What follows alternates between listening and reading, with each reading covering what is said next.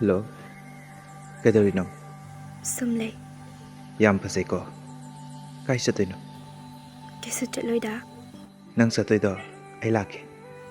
Nang haido ay ko ni lay minabra. Phone nang hak oy na jabani. Ay na phone paidradi oy na basu phangde. Kanana lapna layo hay ke. Laibak ta tamlambani. Is nang natamhanda ba natro? Nate. Isor na tamhandaba. Isor na ay sa dadagi na talayo hay na tamlamdre. Kay no hari dubo. Nang na phone paidrasu, wari sadrasu. Ay enaktagi di mikup amata lapna leite. Ay gisu ulo pangloydaba. Nangse ay gidi ibung magne kankre. Anubu masidi kandharubada ay gihoiramdre. Nang na haining lisi kay na? Haidi ay gisu. Oh, nang na haining lisi.